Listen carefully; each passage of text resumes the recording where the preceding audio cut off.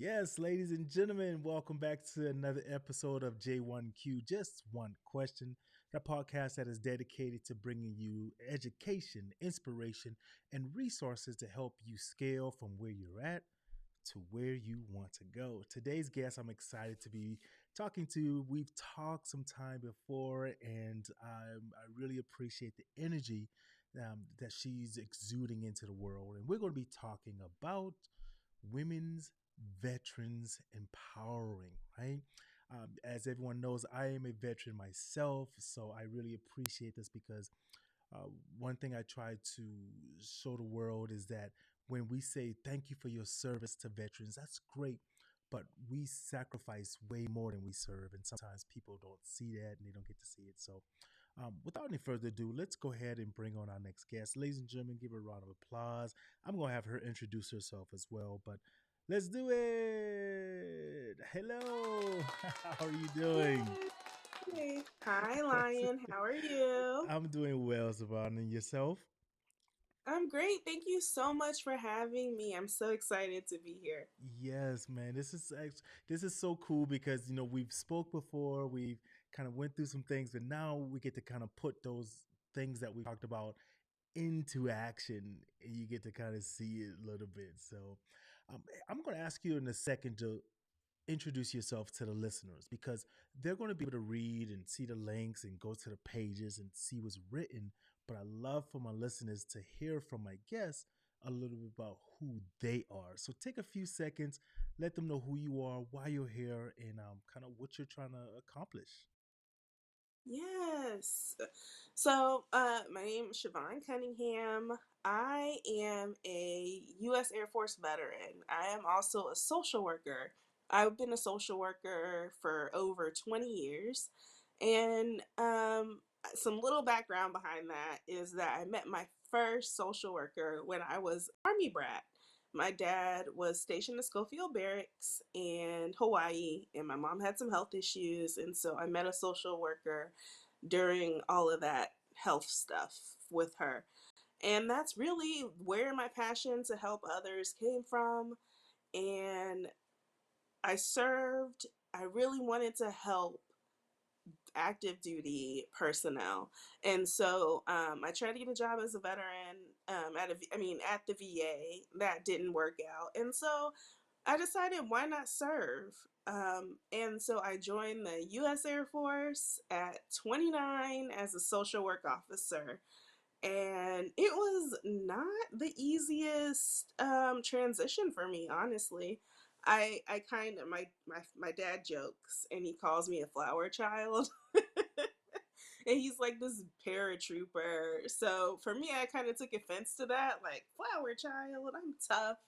But honestly, yeah, I think he just meant like, I care a lot about people and I don't know. In the military, just for me, I just heard so many like stories of triumph, but also a lot of very difficult experiences of the people sitting on my couch.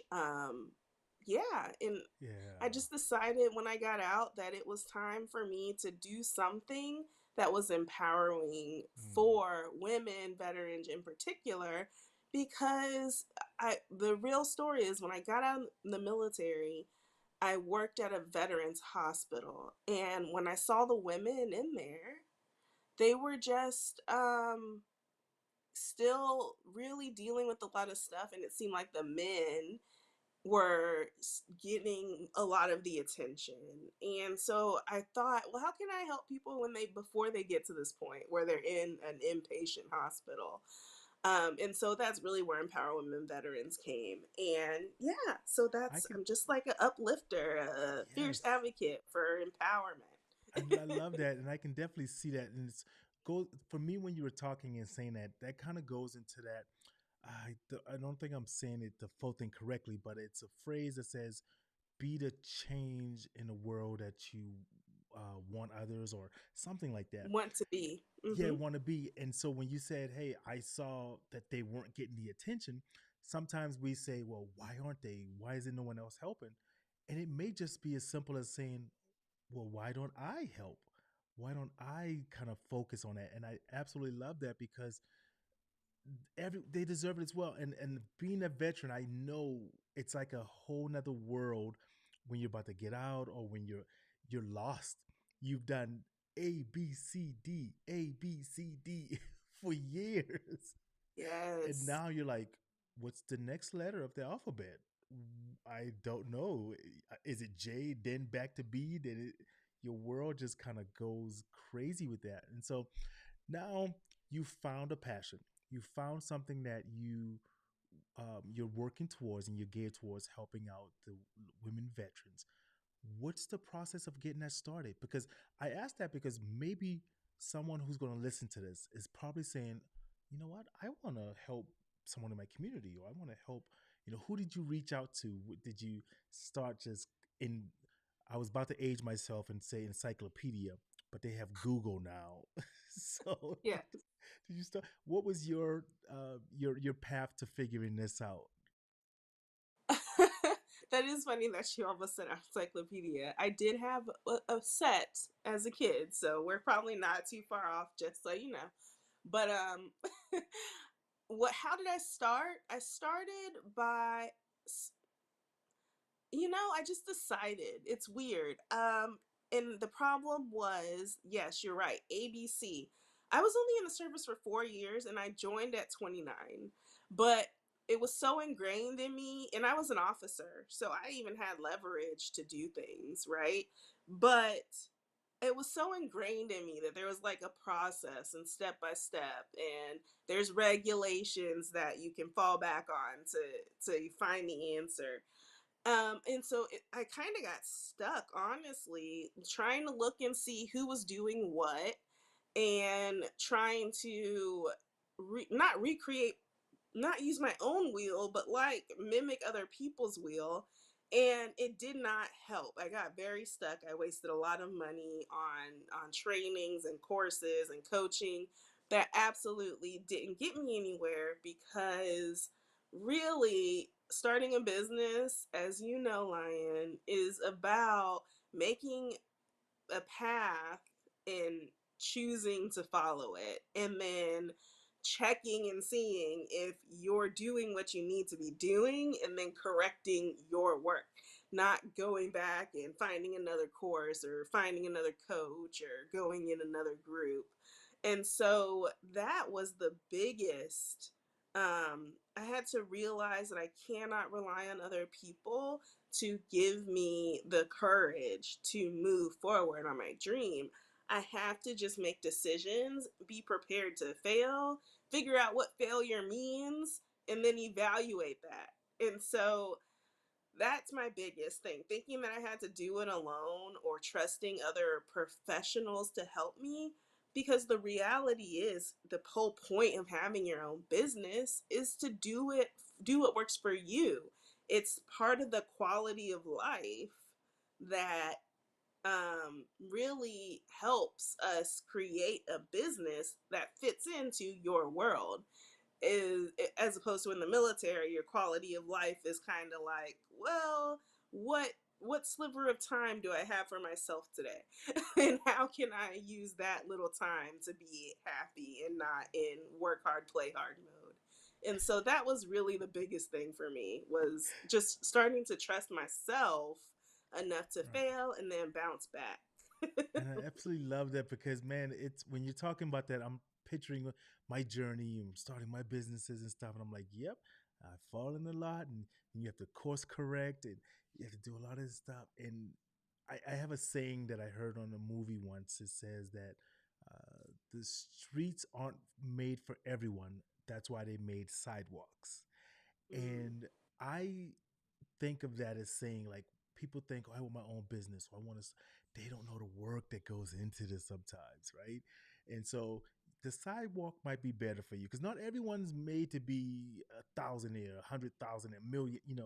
It takes work, effort, and when you were talking about the coaching and spending money on that, I always tell people look into gaining more knowledge of a subject that you don't know, but also the same way a job interviews you or a coach wants to interview you, interview them to make sure that they work for you, that you guys are compatible and that you fit, because not every coach works, not everyone works like that. And I really love that. So let me hop onto your page because I was looking at this a little bit earlier, and I want you to kind of tell the viewers who are going to see this, and all my listeners know as well. I've told you, but anyone who's listening for the first time, make sure you go to the YouTube page because you can see an actual video of this podcast as well.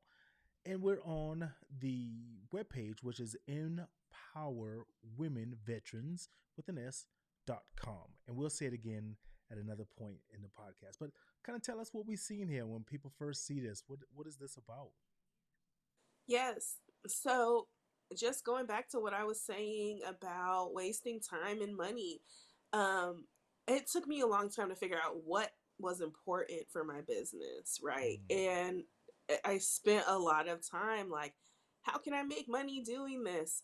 It's really difficult when you're used to being in the military and yeah, having money handed to you, and your life is a little bit more, I want to say, structured or right. programmed, because they need to maximize your ability to get work done. So if you think of the military as like the way to make you super productive by taking away things that make you super confused, or shiny object syndrome, when you Yeah, look at empower women veterans and starting your own business, you really are looking at your story, and because that's what people are drawn to, is who you are as a person. And one of the things I felt, as even as myself as a veteran, was that people didn't really ask me what I did. And no, I know no yes, one knows what the heck a social worker does in the military. I absolutely, like, you can't.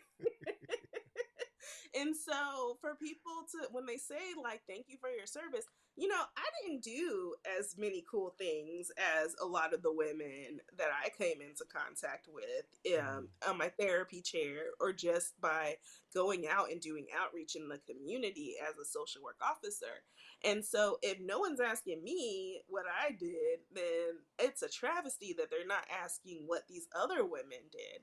And wow, so, what Empower Women Veterans really strives to do is to help you take your story and turn it into something that people not only want to hear, but are like just leaning in to hmm, know, fascinated to know more.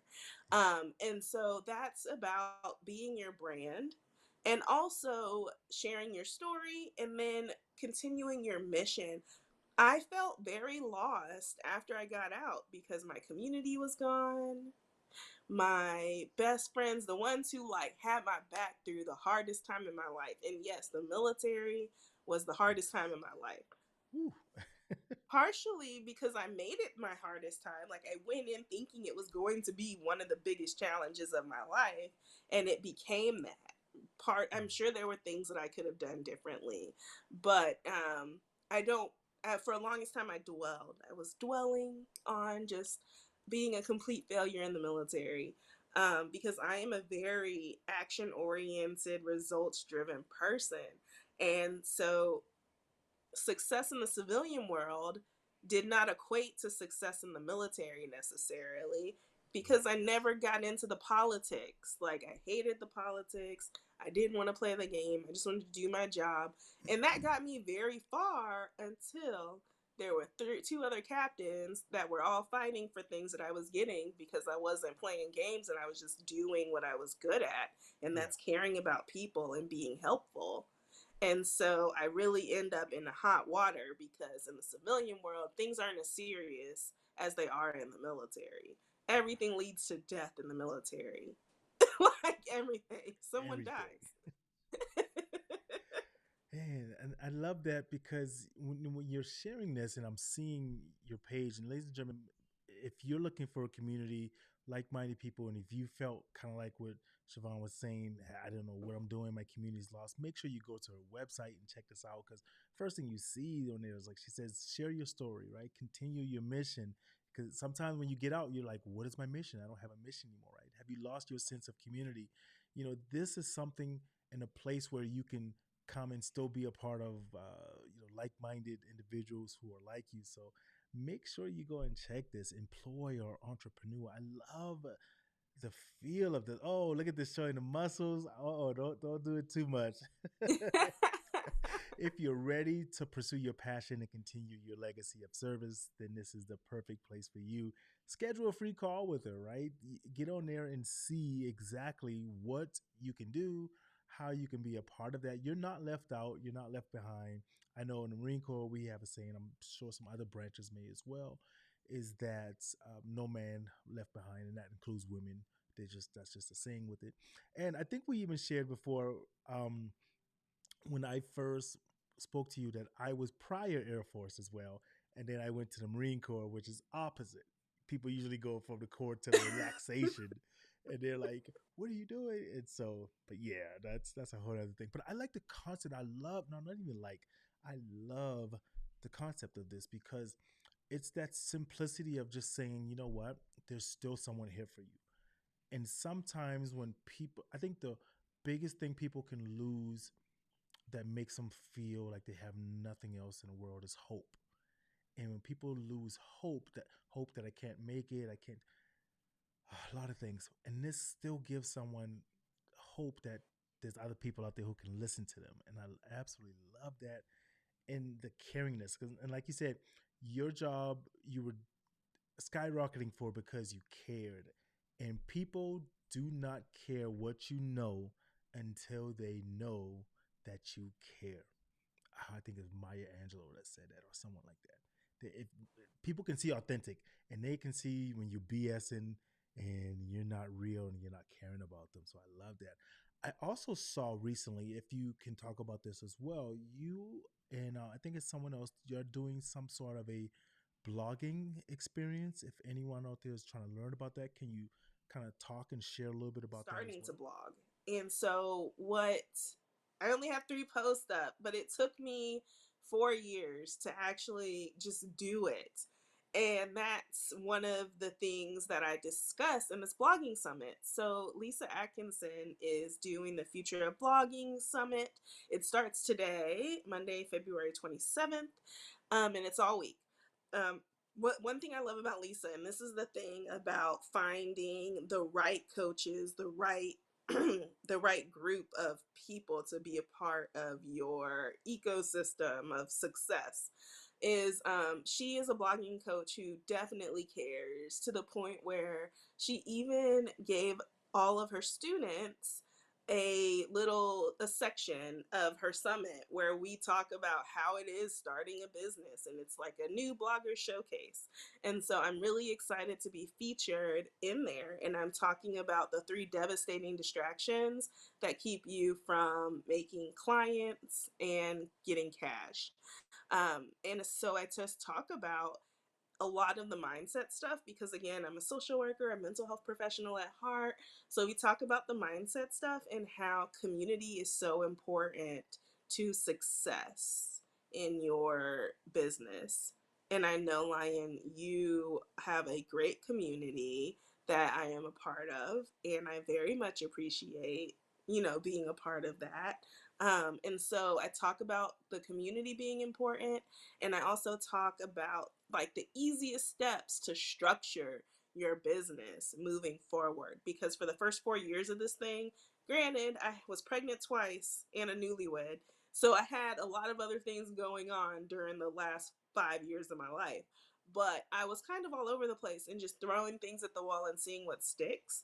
Once I put these simple measures in place to help me focus on what I'm doing and how to know if it's working or not, it helped me just present like a professional to other people. And I actually started become like I had an opportunity to be a brand ambassador for something called Check-In, which has a women veteran specific chat for um, those who served, to just get to know new veterans. And it's really fun, and just opportunities just started opening up because I started monitoring and measuring my quote unquote failures so that I could make them better and not Yeah, keep doing things that weren't working for me. Absolutely love that. And yeah, you're right. And I can tell you, I would love to hear and listen to that with those 3Ds, because I know my devastating distraction is my dog. Anytime I'm doing something, he just has to be near me. He's nudging my arm and everything, and I was like, okay, let me put you in the crate because you're gonna be a distraction for me. So, but no, that is so interesting, man. And I'm gonna tell you, anyone who's listening to this, when you're hearing this, I highly suggest, if you don't know something, then try to learn.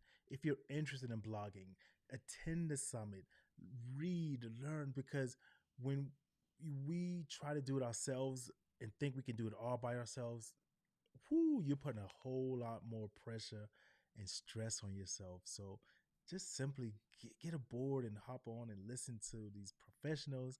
And like she said, her coach cares and she can feel that, right? Otherwise, you'd be like, oh, this person just want money. But everything costs money. Like, I have people who reach out to me, hey, can I get your coaching? I'll give you a couple of advice, but I charge. This isn't something that's just I don't. I love helping, but I need to help myself as well to help my family. You try to absorb all the knowledge just for free. Come on now. Anyways, I absolutely love that. So, what are some parting words? Because we won't get ready to wrap up in a second. What are some parting words you want to share with any other women veterans out there? And when we speak about women veterans, ladies and gentlemen, this kind of goes for everyone, but it's dedicated strictly to women veterans in this sense, right? I don't want anyone to feel alienated, but at the same time, sometimes you need specific things because you know, men may not know how to relate in that sense to women veterans and the things that they've went through, um, within their service that they did. So, what are some things you want to share with the listeners out there right now? Any last words or advice you want to kick out to them? Well, one line, I want to thank you so much for helping me have a platform to continue to share the message to those women veterans that hide and don't necessarily wear their military service on their sleeve. Wait, there we go, like I am today. um, you are women who served in the military are special, you're strong, you're not a failure, and your purpose is beyond what the military says it could be.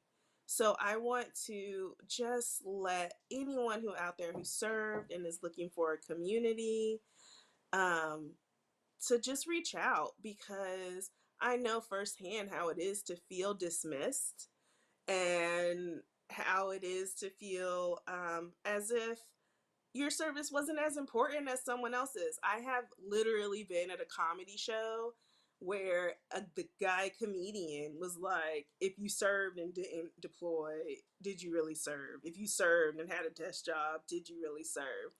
And I respect the hell out of this comedian for real. But I will tell you, we had to have a conversation after and say, not cool, dude, not cool. And so yeah, I will always be a fierce advocate for fair treatment of women. I will be your personal hype woman. I'll boost you up, sis. I'll encourage you to take up space and just get back to finding what makes you passionate and happy in the world, because success is within before it can happen externally. Like, you have to be okay with who you are, what you represent in life. And I just love anyone who served. I love anyone who supports the service, because the amount of sacrifice we give up just to help the world be a better place, it's wonderful. And so, and that goes for anyone who served, but Yeah. especially women veterans. Yes, yes. Thank you so much for your sacrifice. Let's give it up. So, and where can people find you if they want to learn more about you, your website, social media handles, anything like that? Where can they find you? Yes, empowerwomenveterans.com. And then there's the She Serves the Grit and Grace blog that I am growing. Anybody who wants to contribute to that, feel free to reach out to me. I'm on Facebook at Siobhan Cunningham. Like if you search me, you can find me. LinkedIn, it's Siobhan, like / Siobhan Deanne. But again, you can look me up at Siobhan Cunningham. I should be the only black one around. My name is very Irish, so that's why I say that. And then I'm on Instagram at Empower Women Veterans, and then my personal page, which I don't really do much on, but it's CEO Sio SIO Loves Life. So those are the best places to reach me at LinkedIn, Facebook, IG. Yes. And as always, ladies and gentlemen, you can also find this episode on my website, lionflood.com. And her links and her websites and all those links will be there as well, just in case some of you are familiar with to look and you can't find her name. You can look it on the website. Hang with me for 1 second. I'm going to go ahead and pay some of these bills with my sponsors, and I'm coming right back to you, okay? Thank you so much. Ladies and gentlemen, thank you all for coming to another episode of J1Q. I sincerely appreciate it. Every time that you're here, I am just growing and glowing. And as always, like my wife said, if you weren't here listening to me, I probably would still be talking, but I appreciate you for being here because I just love to talk, right? I love to bring information that helps out with people. And also, this episode is being brought to you by the Hustle 1977.